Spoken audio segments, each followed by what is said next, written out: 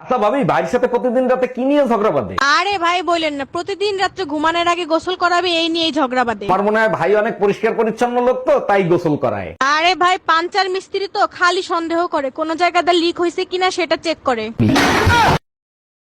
এই তোমার ছোট ভাই ঢাকা ভার্সিটিতে চান্স হয়েছে, ওরে নাকি ভর্তি করাবা না? ওরে কষ্ট করে লেখাপড়া শিখেছে মানুষ হওয়ার জন্য, এখন জানোয়ার বানাতে পারবো না। এগুলো কি বলো তুমি? ঢাকা ভার্সিটিতে পড়ার জন্য মানুষ পাগল হয়ে যায়। আগে হয়তো, এখন হয় না। এখন ওখানে ভাতের বিনিময়ে জীবন দিতে হয়। আমি চিৎকার করে কাঁদিতে চাহিয়া করিতে পারিনি চিৎকার। এই শুনছো, তোমার ভাই লিটন নাকি এখন আফ্রিকায় যে ব্যবসা করবে। ওটা আমার ভাই, কয়দিন পর শুনবা সাদে গিয়ে ব্যবসা করতেছে। আফ্রিকায় কিসের ব্যবসা করতে যাবে শোনো? ভাই লিটন, তা আফ্রিকায় কিসের ব্যবসা করবি? ভাই ফেয়ার এন্ড লাভলি বিক্রি করবো। ম্যাডাম, আমি বিদ্যুৎ বিভাগ থেকে আসছে, আপনার মিটারে সমস্যা আছে, চেক করতে হবে।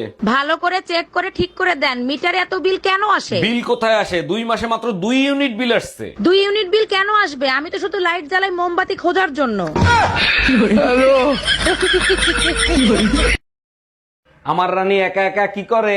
আচ্ছা, তুমি আমায় রানী বলে ডাকো কেন? চাকরানী নামটা অনেক বড় তো, তাই ছোট করে রানী বলে ডাকি। ওরে আমার জানু, অনেক বুদ্ধি তোমার। তুমি আমাকে জানু বলে কেন ডাকো? জানোয়ার নামটা অনেক বড় তো, তাই। মায়ের ঋণ কখনো শোধ করা যায় না, আর আমরা মেয়েরা যে তোমাদের বাবাও সুখ এনে দেই, তার ঋণ কিভাবে শোধ করবা তোমরা? আর আমরা পুরুষরা তোমাদের মা হওয়ার সুযোগ করে দিই, তার ঋণ কিভাবে শোধ করবা? বেলুন, খুন্তি আর পুতা দিয়ে। কি হয়েছে অরুণ ভাই? আজকে ভাবি আবার আপনার সাথে ঝগড়া করছে? আর ভাবি বলেন না, ভারী অশান্তিতে আছি, কি করি বলেন তো? আচ্ছা অরুণ ভাই কি নিয়ে ঝগড়া করে সেটা কি একবার খুঁজে দেখছেন? দেখছি, মেয়েদের ঝগড়া করার জন্য কোনো কিছুর দরকার হয় না, শুধু একটা স্বামী দরকার। অরুণ ভাই শুনলাম আপনি নাকি সাধু বাবার কাছে গেছিলেন, কি বললো সাধু বাবা? শালা ভন্ড বাবা সব মেয়েদেরকে মা, বোন আর মেয়ের নজরে দেখতে বলে। এইটা খুব ভালো কাজ করছে, তারপর আপনি কি বললেন? আমি বললাম তাইলে আমার মেশিন দিয়ে আর কি করব, আপনি রাইখে দেন, আপনার জড়িবুটি কুটতে সুবিধা হবে। তুমি কি নামাজ পড়তে যাও নাকি মসজিদের হুজুরের সাথে ঝামেলা করতে যাও? আমার কি দোষ? হুজুর আগে বলছে মিথ্যে কথা যারা বলবে তারা জাহান্নামে যাবে। হুজুর ঠিকই তো বলছে, আজকে কি নিয়ে ঝামেলা করছো সেটা বলো। হুজুর বলছে বউর প্রশংসা করতে, আমি বললাম হুজুর তাহলে তো সবাই জাহান্নামে যাবে।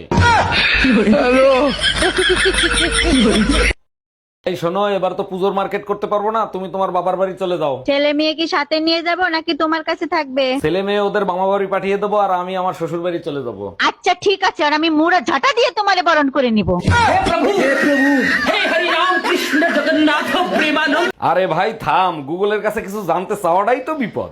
গুগলের কাছে কি জানতে চাইছো আর কি বিপদে পড়ছো? গুগলের কাছে জানতে চাইছিলাম মেয়েদের জীবনের চাহিদা কি কি। আমার কাছে শুনতা, আমি বলতাম, তা গুগল কি বললো? 1 সপ্তাহ ধরে লিস্ট পাঠাচ্ছে, থামার নামই নিচ্ছে না।